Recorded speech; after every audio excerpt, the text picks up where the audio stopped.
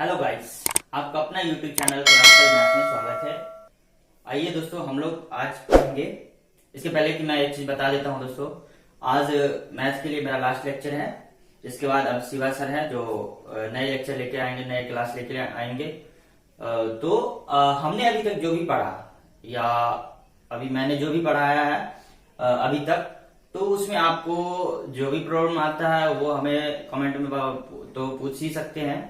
लेकिन अभी जैसा कि हमने अब तक क्या पढ़ा उसे एक बार हम देख लेते हैं, एक बार समझ लेते हैं, एक बार रिकवरी कर लेते हैं। वैसे आपको इस वीडियो में नीचे लिंक दिया गया है, जो सभी वीडियो का लिंक दिया गया है कि कौन कौन से चैप्टर है। हर एक चैप्टर का अलग अलग लिंक है, तो आपको जौन सा भी चैप्टर पढ़ना है उस लिंक पे क्लिक करिएगा और वहां से आपको वो चैप्टर के थ्योरी और कुछ सवाल ऐसे हैं जो क्रिटिकल है तो आपको मिल जाएंगे। फिर भी अगर आपको कहीं दिक्कत हो तो आप हमें कमेंट में पूछ सकते हैं।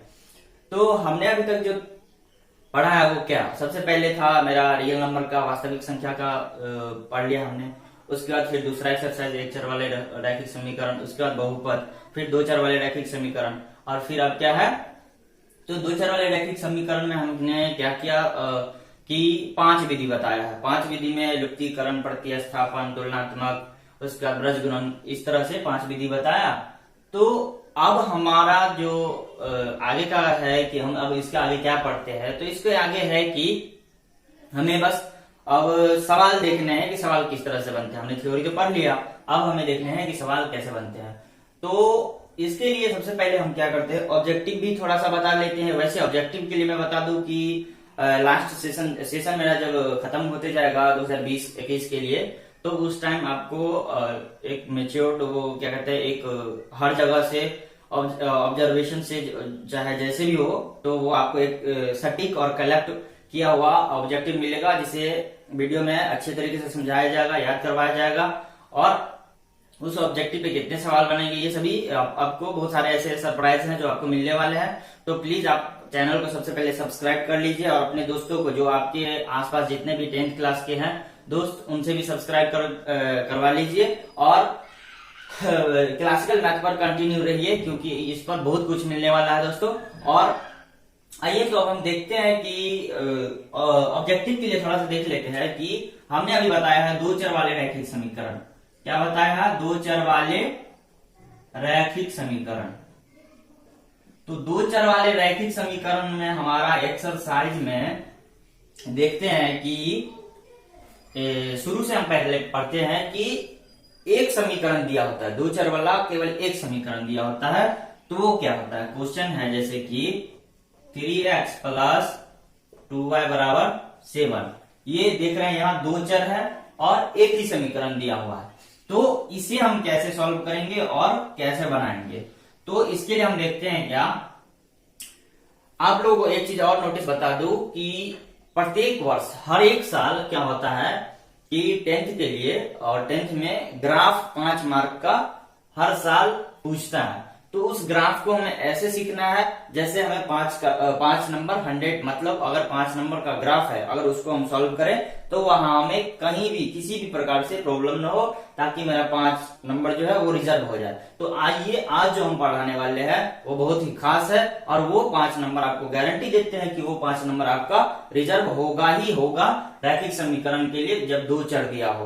तो सबसे पहले हम स्टार्टिंग से करते हैं, नीचे से चलते हैं कि जब एक ही समीकरण दिया हो तब कैसे बनाएंगे। तो उसको बनाने के लिए हम सबसे पहले क्या करते हैं, यहाँ पे बॉक्स बनाते हैं। ये बॉक्स हमें बनाना पड़ेगा, तो बॉक्स हम बना लिए और यहां हम इसे इस तरह से 3 डब्बे में कन्वर्ट करेंगे। आपका मन है तो आप 4 डिब्बा भी बना सकते हो, 5 बॉक्स भी बना सकते हो, 10 बॉक्स भी बना सकते हो, लेकिन कम से कम मिनिमम कम से कम 2 बॉक्स होना, कम से कम 3 बॉक्स होना बहुत जरूरी है, जिसमें कि पहला बॉक्स में x और y रहेगा और दूसरे और तीसरे बॉक्स में जो है वो कोई डिजिट रहेगा। वो डिजिट कहां से आएगा, कैसे आएगा, वो हम लोग देखते हैं। वो ऑब्जेक्टिव में भी बराबर पूछता है कि अगर आपको यहाँ पे जैसे कि एक टाइप का सवाल, इसमें टाइप आप बताते हैं कि टाइप कैसे कैसे पूछता है। तो टाइप पूछ देगा, यहाँ पे x का मान जैसे 6 दे देगा, 6 दे देगा, और पूछेगा y का मान क्या होगा, ये हमको बताइए। फिर कभी कभी क्या है, y का मान -3 दे देगा, बोलेगा x का मान बताइए। तो ये जो इस टाइप की जो प्रॉब्लम है, तो हम इसके लिए हम क्या करते हैं, जैसे कि अब इस बॉक्स को हमें भरना है, तो हम इसको सॉल्व कैसे करेंगे आइए देखते हैं। तो पहले बॉक्स के लिए हम लेते हैं कि x का वैल्यू हमें 6 रखना है 2, जिससे y का वैल्यू हमको निकाल के दिखाइए। तो चलिए 3 गुना x का वैल्यू कितना है 6 रखने के लिए कह रहा है, तो 6 रख दिए प्लस 2y, इसको सेम सेम लिखेंगे क्योंकि y का वैल्यू हमें निकालना ही है। तो अब देखिए 6 3 18 और प्लस 2y बराबर 7। तो अब हम क्या करेंगे, y को अगर हम y का मान अगर निकालना चाहते हैं तो y को हम एक साइड रखेंगे और उसके बाद y को अकेला रखेंगे ताकि y का मान आ जाए। तो चलिए अब इसको हम y वाले को एक तरफ रखते हैं और 7 तो पहले से था और ये 18 प्लस में है तो उधर ले जाते हैं तो ये माइनस में 18 हो जाएगा। तो यानी कि 2y बराबर कितना हो जाएगा, 18 में से 7 गया तो 11, तो ये 11 क्या होगा माइनस। यहाँ हमने बता दिया है कि अगर प्लस माइनस हो तो होगा घटाव का क्रिया, लेकिन चिन्ह वो लगेगा जो संख्या में बड़ा होगा। तो ठीक, अब क्या करेंगे हम y को अकेला रखेंगे, y का अकेला मान चाहिए तो y को रखेंगे तो यहाँ -11/2, यानी कि y का फाइनल कितना मान आया -11/2। तो हम यहाँ y की जगह पे भर देंगे -11/2। यही सवाल पूछेगा, इसी टाइप के सवाल पूछता है, इसी टाइप के सवाल एक्सरसाइज में है, तो ये हमें ऑब्जेक्टिव में या 2 नंबर में पूछ सकता है। अब आइए जब y का मान 3 रखेंगे तो x का मान कितना आएगा। तो अब आइए जब y का मान 3 रखेंगे तो x का मान क्या आएगा। तो इसके लिए फिर करते हैं दूसरे बॉक्स के लिए, फिर लेते हैं समीकरण मेरा क्या था 3x प्लस 2y बराबर 7। तो जब y का मान -3 हो तो x का मान कुछ नहीं, तो x को ऐसे ही लिखेंगे प्लस 2 और गुना y का मान -3 है तो -3 रख दिए बराबर 7। अब हम क्या करेंगे, x का वैल्यू निकालेंगे तो x को अकेला रखेंगे या x को एक साइड रखेंगे। तो अभी हम x को एक साइड रख रहे हैं, तो अब यहाँ प्लस है और यहाँ माइनस है, तो चिन्ह नियम से हम क्या जानते हैं कि गुना में अगर प्लस माइनस हो तो वो माइनस हो जाता है। 3 दूना 6 बराबर 7।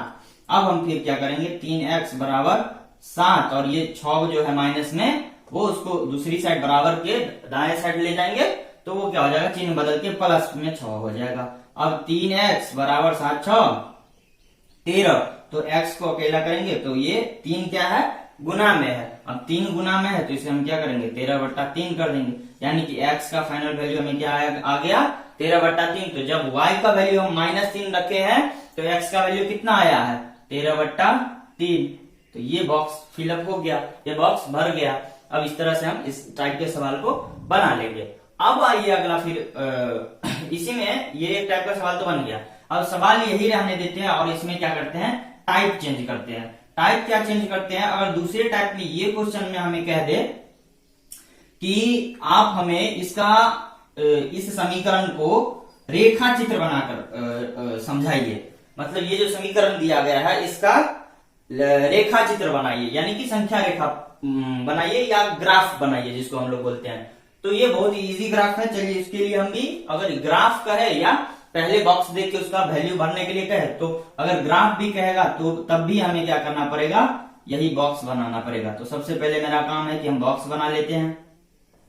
सभी सवाल के लिए हमें सबसे पहले बॉक्स बनाना होगा यदि हमें रेखा चित्र पर दिखाना हो इस समीकरण को तब। तो इसके लिए हम इसको x कह लेते हैं और इसको y कह लेते हैं। अब इसमें इससे पहले वाले सवाल में हमने देखा कि यहाँ x का कोई वैल्यू था तो y निकाल लेते थे, या y का कोई वैल्यू था तो x निकाल लेते थे।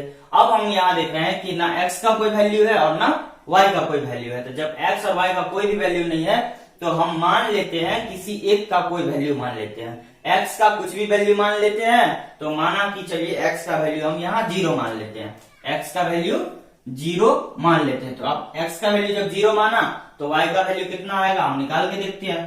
तो लिखेंगे जब x बराबर 0, यहां लिखेंगे जब x बराबर 0, तो अब देखिए 3 गुना x की जगह 0, अब फिर प्लस 2y बराबर 7। तो ये पूरा खत्म हो गया, कितना हो गया 0 प्लस 2y बराबर 7। तो यानी कि 2y बराबर 7, ये तो खत्म हो गया। अब y बराबर कितना आ गया 7/2। अब 7/2 को हम इतना कह सकते हैं, इसको अगर दशमलव में लिख ले तो, क्योंकि हमें आगे इसका काम पड़ेगा। क्यों पड़ेगा वो हम समझाएंगे जब हम आगे बढ़ेंगे। तो y का वैल्यू 7/2 आया, तो इसका कितना हो जाएगा 3.5। आप लोग 2 से 7 में भाग देके देखिए, तो इसका जो वैल्यू आएगा वो 3.5 आएगा। तो हम y का वैल्यू लिख दिए 3.5। ठीक, अब हमें फिर क्या करना है, अब हम फिर करेंगे, यहां लिखेंगे फिर जब, अब इस बार हम या तो आप x का ही कोई दूसरा वैल्यू ले लेते हैं तो भी, या हम इस बार मन करेगा हम y का वैल्यू ले ले, तो चलिए हम आराम से y का वैल्यू ले लेते हैं। तो जब y बराबर 0, लेकिन कभी भी मान अगर मानेंगे तो हमें सवाल आसानी से बने या सहूलियत से बने तो 0, 1, 2, 3 यही के रेंज में लेंगे, या माइनस में या प्लस में, जो भी लेंगे तो ज्यादा कोशिश करेंगे कि 0 पर या 1 पर बनाए या -1 पर, इसी सब पर बनाए, ताकि हमें ये हमारा जो डिजिट आएगा, हमारा जो अंक आएगा वो लंबा ना हो, बड़ा ना हो। तो चलिए हम अब y को 0 लेकर हम बना रहे हैं। तो जब y को 0 लेंगे तब हमें क्या बनेगा, तो 3x प्लस 2 गुना y की जगह कितना 0 बराबर 7। तो 3x बराबर, ये तो खत्म हो गया, बराबर सीधे 7। तो x बराबर 7/3। अब क्या कर लेते हैं, इसको भी हम दशमलव में निकाल लेते हैं। तो जब हम इसको भी x को दशमलव में निकाल लेते हैं तो कितना हो गया, 3 दूना 6 और 1 0, 3 3 9, यानी कि 2.3 समथिंग आया। तो अब हम x का वैल्यू, यहाँ जब y का वैल्यू 0 लिए थे तो x का वैल्यू हमें कितना आया है 2.3। तो अब हम बॉक्स बना लिए। तो हम बॉक्स बनाना तो इससे पहले भी सीखे थे, इस बार भी बॉक्स बनाना सीख लिए। तो इसमें अब हमें क्या करना है, इसको संख्या रेखा पे दिखाना है। 2 चर वाले रैखिक समीकरण का आलेख, यहां हम लिख लेते हैं 2 चर वाले रैखिक समीकरण का आलेख कैसे खींचे, आलेख बोले या ग्राफ बोलिए, आलेख पर आधारित प्रश्न। तो आइए अब हम क्या करते हैं इसको, तो जैसे कि हमें हर एक सवाल के लिए बॉक्स बनाना जरूरी है, वैसे ही ग्राफ या आलेख बनाने के लिए हमें सभी सवाल के लिए ये एक्स एक्सिस और वाई एक्सिस बनाना अनिवार्य है। सभी सवाल के लिए हम बनाएंगे। तो इधर हम, जैसा कि हम पहले वीडियो से कहते आ रहे हैं, शुरू से भी कहते आ रहे हैं कि ये एक्स पॉजिटिव होता है, ये इनफाइनाइट तक जाता है, और ये एक्स निगेटिव होता है, ये क्या है वाई पॉजिटिव होता है, और ये वाई निगेटिव होता है। अब इसमें हमने क्या कहा था कि ये जहां पे कट पॉइंट होगा, जहां पे ये एक्स और वाई एक्सिस एक दूसरे को काटेगा, उसको हम लोग कहते हैं मूल बिंदु, यानी कि इसे 0 से सूचित करते हैं। ठीक, अब इसमें हम क्या करते हैं, अगर ये कट जो ले रहे हैं, ये कट अगर हम ले रहे हैं, तो जितना ही पहला कट लेते हैं, हमें सभी ऊपर नीचे और दाएं बाएं एक्सिस पर हमें उतना का ही कट लेना पड़ेगा, उससे थोड़ा भी अंतर कट नहीं लेंगे। यानी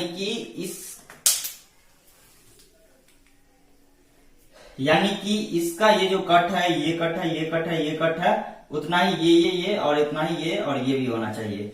तो अब हम क्या करेंगे, इसका नामकरण कर देते हैं कि इसको 1 कहेंगे, इसको 2, इसको 3, इसको 4, इसको 5।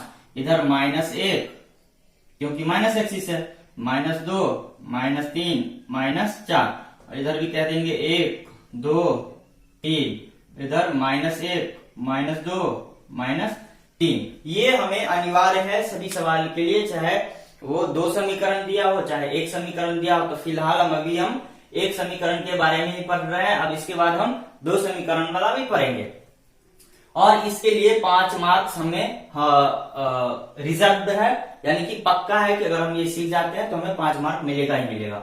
और ये हर साल पूछता है 5 नंबर में एक ग्राफ आलेख, जैसा कि आप लोग जानते होंगे।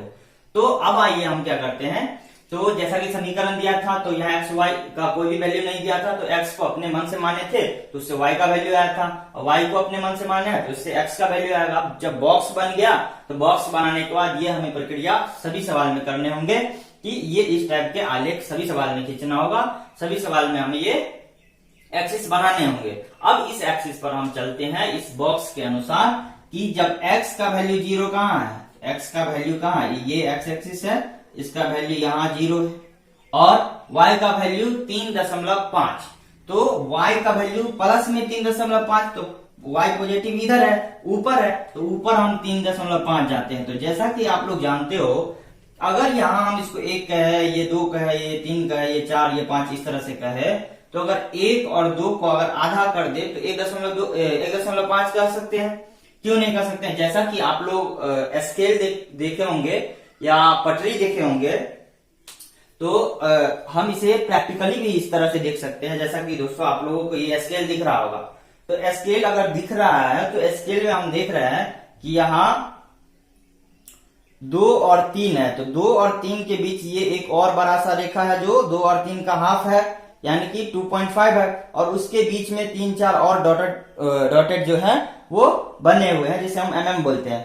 तो इसी तरह से हमें यहाँ पे क्या देखने को मिलता है, यहाँ इसे हम इस तरह कह सकते हैं कि ये 0.1, 0.2, 0.3, 0.5, 0.6, 0.7, 0.8, 0.9 और उसके बाद 0.10 नहीं कह के उसको 1 कह देते हैं। 0.10 नहीं कह के उसको 1 कह देते हैं। तो इसी तरह से ये इसका वैल्यू है, और इसीलिए हमने यहाँ पे 3.5 इसको निकाला था। क्योंकि अगर यहाँ हम 7/2 अगर देखना चाहते हैं तो हमें यहाँ कहीं पे भी 7/2 देखने को नहीं मिलता है, लेकिन हमें अगर इसे डेसिमल में इसका मान निकाल लेते हैं तो दशमलव का मान तो हमें देखने को मिल रहा है। तो हम इसी तरह से अब इसको 3.5 कहाँ ले जाएंगे, तो 3 और 4 के बीच में, यानी 3 और 4 का आधा करेंगे तो क्या होगा, 3 और 4 का आधा करेंगे तो हमें आएगा 3.5।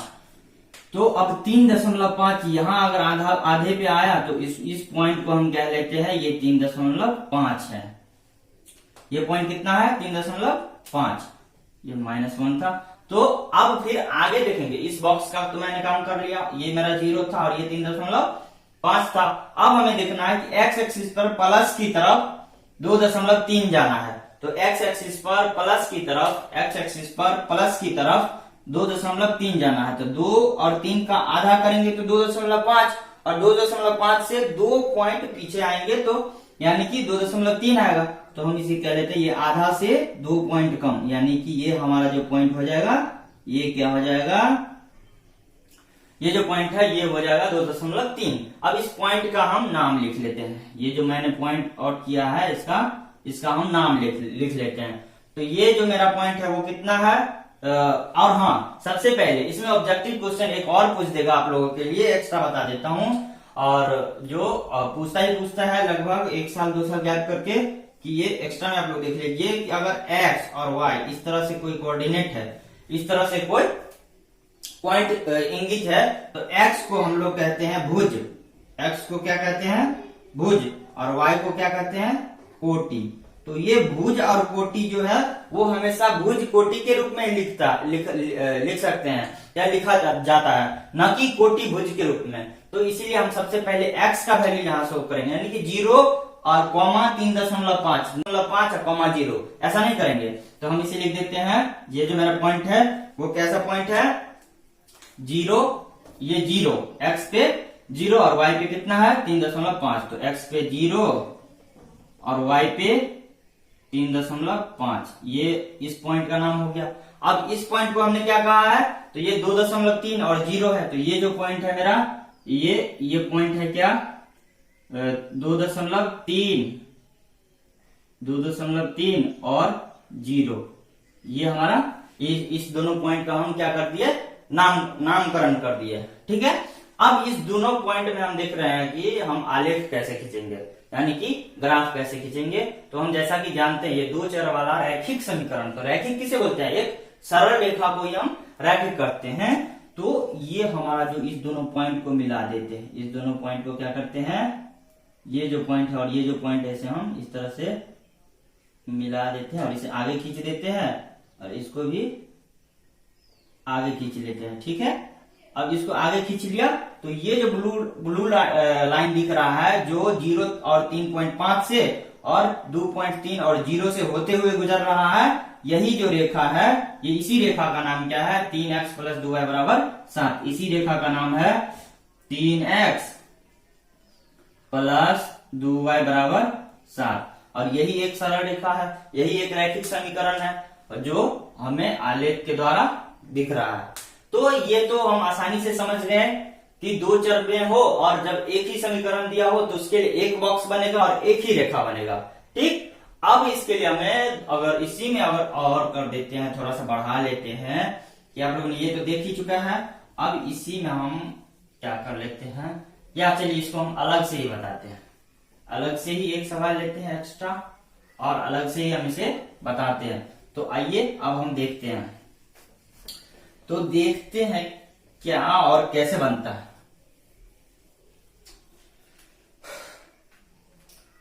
तो मेरा जो क्वेश्चन है वो अभी हमने देखा कि एक ही समीकरण दिया हो तो दो चर वाले, तो हम कैसे बॉक्स बनाएंगे और कैसे आलेख बनाएंगे।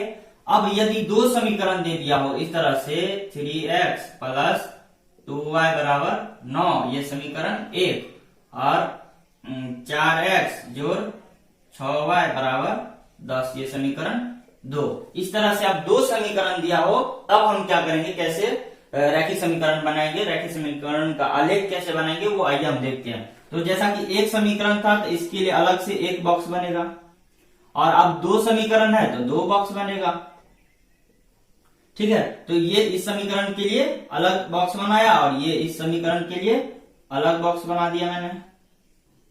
तो आइए अब इसका हम नाम भी कर देते हैं। ये समीकरण 1 था इसलिए x1 y1 हो गया, और ये समीकरण 2 है इसलिए इसको हम पहले समीकरण के लिए हम x1 y1 बोल दिए और दूसरे समीकरण के लिए x2 y2 बोल दिए। अब इसमें हम पहले बॉक्स को फिलअप करते हैं। तो बॉक्स को फिलअप करने का हम नियम सीख चुके हैं इससे पहले भी, अब हम जल्दी जल्दी इसका नियम सीख लेते हैं। चलिए अब x का वैल्यू अगर 0 रख लेते हैं, x का वैल्यू अगर 0, तो ये रफ वर्क हुआ, ये हम सामने में नहीं करेंगे। अभी हम जानने के लिए, सीखने के लिए, समझने के लिए इसको सामने में कर रहे हैं, लेकिन ये जो है इसको हम रफ में करेंगे और ज्यादा से ज्यादा प्रैक्टिस कर लेंगे। बहुत ज्यादा अगर इस टाइप के सवाल बना लेंगे तो इसे हम मन में भी कर सकते हैं, अपने दिमाग में भी कर सकते हैं। तो अगर 0 ले लीजिए तो ये कितना हो गया 2y बराबर 9, तो यहाँ पे ये खत्म सब, तो y बराबर सीधे 9/2 यानी कि 4.5। तो जब हम x का वैल्यू 0 लिए है तो y का वैल्यू आया है 4.5, ठीक 4.5। अब जब y का वैल्यू 0 ले लेते हैं तो हमें क्या मिलता है, तो 3x प्लस 2 गुना 0 बराबर 9, तो 3x बराबर 9, तो x बराबर 9/3 यानी 3 किया 9। तो जब y का वैल्यू हम 0 लिए थे तो x का वैल्यू हमें कितना आया 3। ये पहले बॉक्स के लिए मेरा काम खत्म। अब दूसरे बॉक्स के लिए सेम इसी प्रकार का प्रोसेस करेंगे, इसी प्रकार से बनाएंगे, इसी प्रकार से करेंगे। तो दूसरे बॉक्स में जब दूसरे बॉक्स के लिए भी जब x का वैल्यू 0 लेते हैं तो y का वैल्यू क्या आता है हम देखते हैं। तो 4 गुना 0 प्लस 6y बराबर 10, तो 0 तो खत्म हो गया, तो 6y बराबर 10, तो y बराबर 10/6 यानी कि 6 1 6 और 6 पंजे 30, 6 36 यानी 1.6 आया। तो जब x का वैल्यू हम 0 लिए तो y का वैल्यू कितना आया 1.6, और फिर जब y का वैल्यू 0 लेते हैं तो हमें x का वैल्यू कितना आता है हम देख लेते हैं। तो 4x प्लस 6 गुना 0 बराबर 10, तो ये तो खत्म हो गया, तो 4x बराबर 10, तो x बराबर 10/4 यानी कि 4 दूना 8.20, 4 पंचे 20, यानी कि जब y का वैल्यू हम लिए हैं 0 तो x का वैल्यू आया है 2.5। ये इस तरह से हम बॉक्स को फिलअप कर लेते हैं। अब जब बॉक्स फिलअप हो गया तो हम इसे कैसे बनाएंगे आइए। तो जब मेरा बॉक्स फिलअप हो जाएगा तो सभी सवाल के लिए इस टाइप का प्रोसेस करना ही होगा। अब इसका हम नामकरण कर लेते हैं। तो कट पॉइंट को हम 0 कह देंगे, जिसे मूल बिंदु कहते हैं, और ये जो हमारा पॉइंट हो गया ये इक्वल साइज का, इसको हम क्या कह लेते हैं, पहले नामकरण कर लेते हैं, और नामकरण करने के बाद इसका ग्राफ कैसे बनेगा इसे हम देख लेते हैं। तो आइए इसका हम नामकरण करते हैं। ये -1 -2 -3, ये -1 -2 -3, और ये 1 2 3 4, ठीक। अब इसमें हम क्या करेंगे, जैसे कि हमने देखा इससे पिछले वाले सवाल में कि एक समीकरण होता था, एक बॉक्स होता था, तो एक ही रेखा होता था। अब यहाँ दो समीकरण है, दो बॉक्स है, तो दो रेखा होगा। तो आइए अब हम इसको सॉल्व करते हैं। तो पहले बॉक्स के लिए हम करेंगे जब 0 हो तो 4.5, यानी कि x 0 तो y 4.5, x 0 तो y 4.5। तो यहाँ पे हम एक पॉइंट और शो कर लेंगे, यहाँ इसको हम 5 कह लेंगे और इसको और आगे थोड़ा सा बढ़ा देंगे। तो हम इसको क्या कह लेते हैं, ये जो मेरा 4 और 5 के बीच है वो 4.5 आ जाएगा। ये हमें एक पॉइंट हो गया। इसको हम नामकरण कर लेते हैं, नाम लिख देते हैं कितना 0 और 4.5। अब दूसरा है जब x 3 हो तो y 0, तो जो y 0 तो x 3 हो, तो इसको हम लिख देते हैं। तो ये x 3 था तो y 0 हो गया, इसका भी नाम लिख दिए। अब हम क्या करेंगे, इस दोनों को मिला लेंगे। तो चलिए इस दोनों को हम मिला लेते हैं, इसे हम पटरी से मिला लेंगे। लेकिन आपको एक प्रैक्टिकली हम ग्राफ भी दिखा देंगे कि ग्राफ पेपर पर इसका हम कैसे सॉल्यूशन करेंगे। ये तो प्रैक्टिस है, प्रैक्टिस कर रहे हैं इसका अभी हम। अब इसको हम ग्राफ पे कैसे बनाएंगे, क्योंकि हमें एग्जाम में ग्राफ पेपर पर ही बनाना होगा। तो चलिए हम इसका नाम लिख दिए, ठीक। अब इस समीकरण का भी नाम लिख लेते हैं जल्दी से। कितना, ये 3x प्लस 2y बराबर 9, ये तो हो गया। अब फिर इसी तरह से दूसरे बॉक्स के लिए आ जाइए। दूसरे बॉक्स के लिए जब x 0 तो y 1.6, x 0 तो y 1.6, यानी कि 1.5 से थोड़ा सा ज्यादा, तो थोड़ा सा ज्यादा ये लिख लिए। ये कितना हो गया, 0 और 1.6, ठीक। अब है दूसरा है जब x 2.5 तो y 0, यानी कि y 0 तो x 2.5, तो 2.5 कहाँ गया, यहाँ 2 और 3 के बीच में, ये इसको हम कह लेंगे क्या कि 2.5 और y 0।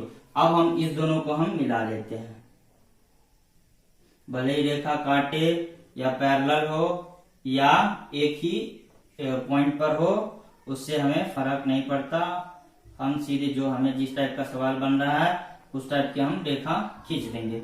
अब आइए इस रेखा, ये जो अलग अलग टाइप के रेखा बनते हैं, वो काटने वाला रेखा, प्रतिच्छेदी रेखा या आश्रित रेखा, वो क्यों और कैसे और कब बनते हैं उसके बारे में। तो इस समीकरण का भी हम नाम लिखते हैं। इस समीकरण का क्या नाम था, 4x प्लस 6y बराबर 10, 4x प्लस 6y बराबर 10 हो गया।